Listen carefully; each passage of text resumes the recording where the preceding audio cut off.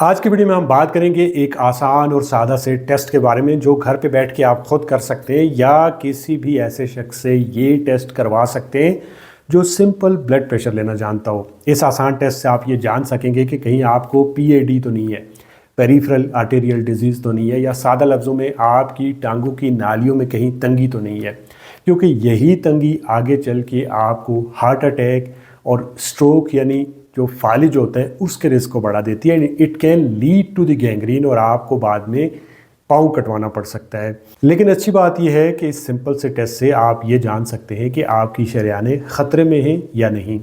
मैं बात कर रहा हूँ ABI टेस्ट की, जिसे एंकल ब्रेकियल इंडेक्स भी कहा जाता है।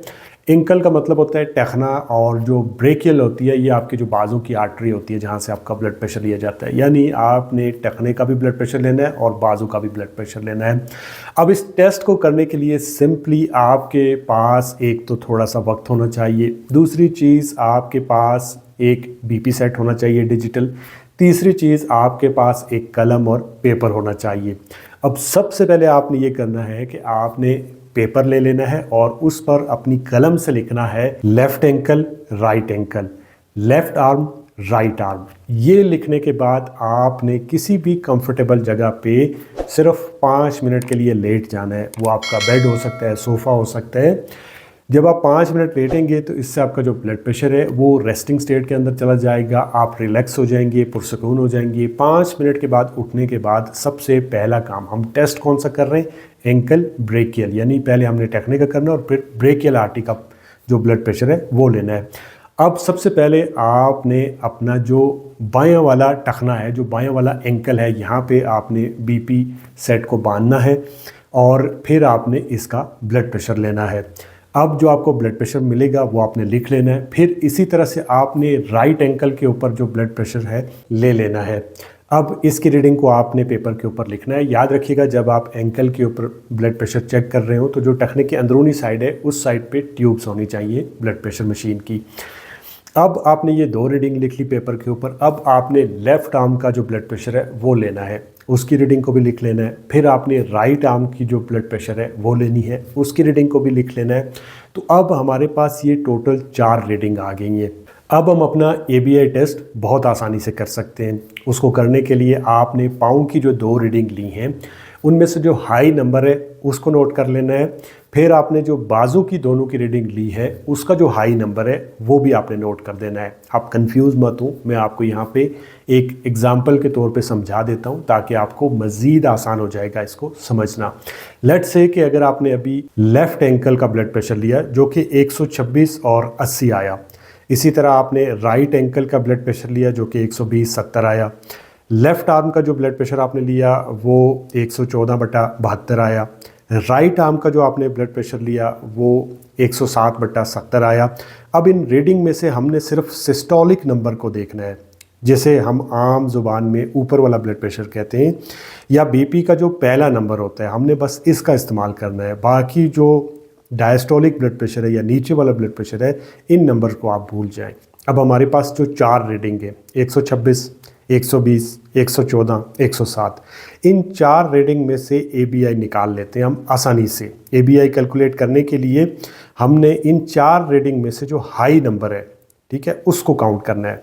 अब आप इन रीडिंग में देखेंगे तो जो हमारी लेफ़्ट एंकल का ब्लड प्रेशर था 126 था, ये 120 से यानी ज़्यादा है। नीचे जो हम राइट वाला देखें तो वो 120 है, तो हम कौन सी रीडिंग इनमें से लेंगे, 126, जो इन दोनों में से हाई थी।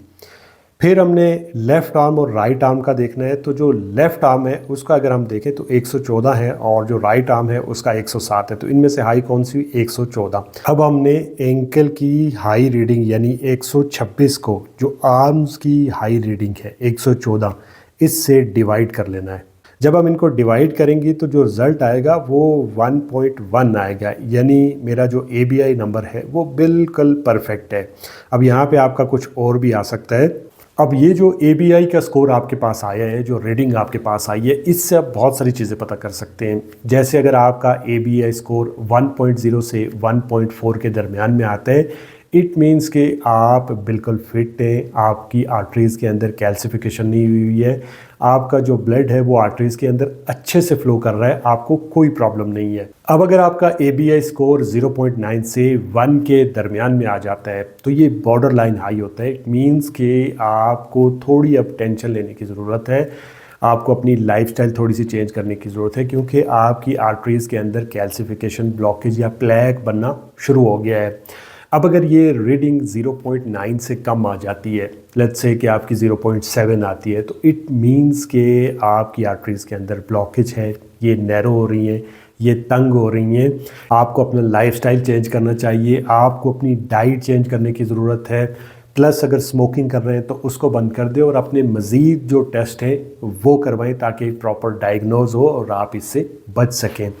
अब लेट्स से कि अगर आपका स्कोर 1.4 से ज़्यादा आ जाता है तो इसका क्या मतलब है? तो इसका मतलब ये होता है कि आपकी जो आर्टरीज़ है वो बहुत हार्ड हो चुकी हैं, जैसा कि बड़ी उम्र के लोगों में या डायबिटीज़ के जो मरीज़ होते हैं उनमें ऐसा देखने को मिलता है, और इन लोगों को भी रिस्क होता है कि इनको हार्ट अटैक या स्ट्रोक हो सकता है। तो इस सादा से टेस्ट से आप घर पे बैठ के ये जान सकते हैं कि आपके आर्टरीज़ की अंदर की कंडीशन क्या है, और आप अपने आप को फ्यूचर में आने वाले हार्ट अटैक, स्ट्रोक से बचा सकते हैं। मुझे उम्मीद है इस वीडियो से आपको कुछ ना कुछ सीखने को मिला होगा।